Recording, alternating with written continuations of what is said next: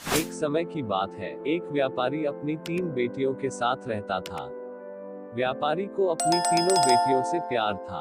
एक दिन उसे किसी काम से दूसरे देश जाना था। जाने से पहले व्यापारी ने अपनी तीनों बेटियों को अपने पास बुलाया और पूछा, मेरी प्यारी बच्चियों, कहो मैं परदेश से तुम तीनों के लिए क्या लाऊं?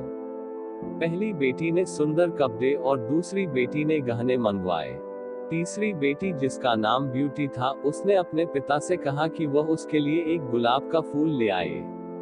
व्यापारी ने अपनी तीनों बेटियों से उनके उपहार लाने का वादा किया और अपने सफर पर निकल पड़ा। अपना काम खत्म करके व्यापारी जब अपने घर की ओर चला तो वह तूफान में फंस गया और रास्ते से भटक गया। बहुत कोशिशों के बाद भी वह अपने घर का रास्ता ना ढूंढ सका। तब तक तो अंधेरा भी हो चुका था। तभी अचानक उसकी नजर एक रोशनी पर पड़ी जो दूर एक महल से आ रही थी। व्यापारी ने सोचा शायद महल में उसे रात बिताने की जगह मिल जाए, इसलिए वह उस तरफ चल पड़ा। जब व्यापारी महल में पहुंचा तो महल में कोई भी नहीं था। उसने हर तरफ देखा लेकिन उसे महल में कोई नहीं मिला।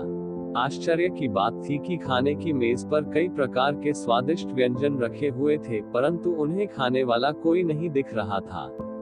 भोजन को देख व्यापारी की भूख और बढ़ गई थी, इसलिए उसने भर पेट खाना खाया और एक कमरे में मुलायम गेंदों पे सो गया। सुबह व्यापारी ने जब महल के बागीचे में सुंदर गुलाब खिले देखे तो उसे ब्यूटी से किया हुआ वादा याद आ गया। उसने एक फूल तोड़ा और घर की ओर जाने लगा। तभी वहां एक भयानक जीव प्रकट हुआ और बोला, मैंने तुम्हें अपना भोजन खाने दिया, अपने मुलायम गेंदों पर सोने दिया और तुम मेरे ही बागीचे से गुलाब तोड़ रहे हो। तुम्हें इसकी सजा भुगतनी होगी। व्यापारी बहुत डर गया था। कांपते हुए बोला, मुझे माफ कर दो, माफ कर दो मुझे मत मारो। यह गुलाब मैंने अपने लिए नहीं तोड़ा, अपनी बेटी के लिए तोड़ा था। मैंने अपनी बेटी से वादा किया था कि मैं उसके लिए गुलाब का फूल लाऊंगा। यह सुनते ही राक्षस ने व्यापारी से कहा कि वह एक शर्त पर उसे छोड़ेगा, उसे अपनी बेटी को महल में भेजना होगा। डरा और घबराया हुआ व्यापारी अपनी बेटी को भेजने का वादा कर वहां से चला गया। घर पहुंचकर व्यापारी ने अपनी बेटियों को सारी बात बताई और ब्यूटी से माफी मांगते हुए कहा, अपनी जान बचाने के लिए मुझे उस समय कुछ समझ नहीं आया और मैं राक्षस से यह वादा कर आया। मुझे माफ कर दो ब्यूटी, अपने स्वार्थी पिता को माफ कर दो। ब्यूटी ने अपने पिता के गले लगते हुए तसल्ली दी, आप बिल्कुल परेशान ना हो पिताजी, मैं आपका किया हुआ वादा जरूर निभाऊंगी। ब्यूटी जब महल पहुंची तो बहुत घबराई हुई थी। राक्षस का भयानक चेहरा देखकर वह बहुत डर गई। लेकिन राक्षस ने उसका खुले दिल से स्वागत किया। राक्षस ने उसे रहने के लिए अपने महल का सबसे अच्छा कमरा दिया और जब ब्यूटी आग के सामने बैठकर कढ़ाई करती तब राक्षस उसके पास घंटों तक बैठा रहता और उसे निहारता रहता। धीरे धीरे दोनों को एक दूसरे का साथ अच्छा लगने लगा और वे अच्छे दोस्त बन गए। अब वह दोनों सारा दिन एक दूसरे से बातें करते और खुश रहते।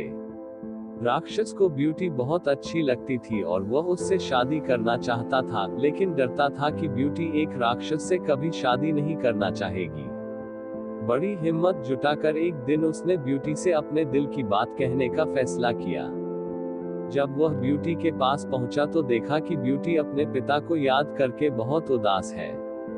उससे ब्यूटी की उदासी देखी नहीं गई और उसने ब्यूटी को एक जादुई शीशा दिया जिससे वह अपने पिता को देख सके। ब्यूटी बहुत खुश हुई, लेकिन जब उसने अपने पिता को देखा तो वह बहुत बीमार थे। यह देख ब्यूटी ने राक्षस से अपने पिता से मिलने की इच्छा जताई। राक्षस ने उसे पिता से मिलने की इजाजत दे दी और 7 दिन में वापस आने को कहा।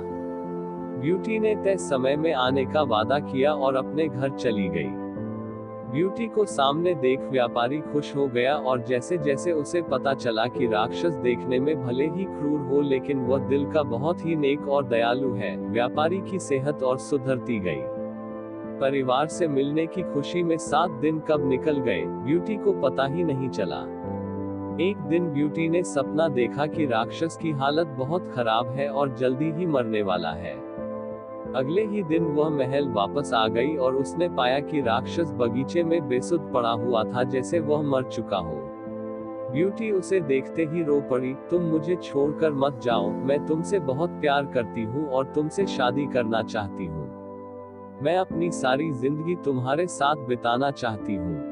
जैसे ही ब्यूटी ने यह शब्द कहे, एक रोशनी ने राक्षस को ढक लिया, और जब रोशनी गायब हुई तो भयानक और क्रूर दिखने वाला राक्षस एक खूबसूरत राजकुमार में बदल चुका था। राजकुमार ने बताया कि एक दुष्ट जादूगरनी ने उसे एक राक्षस बना दिया था और सच्चे प्यार से ही उस जादू को तोड़ा जा सकता था। बहुत समय से राजकुमार उस लड़की को ढूंढ रहा था, जो उससे उस रूप में प्यार करे जिससे सब डरते थे, जो उसकी सूरत से नहीं बल्कि उसके गुणों को चाहे। आखिरकार राजकुमार को उसका सच्चा प्यार मिल गया और वह बहुत खुश था। जल्द ही ब्यूटी और राजकुमार की शादी हो गई और वह अपनी गुलाबों सी खूबसूरत दुनिया में हंसी खुशी रहने लगे। देखने और सुनने के लिए आपको दिल से धन्यवाद।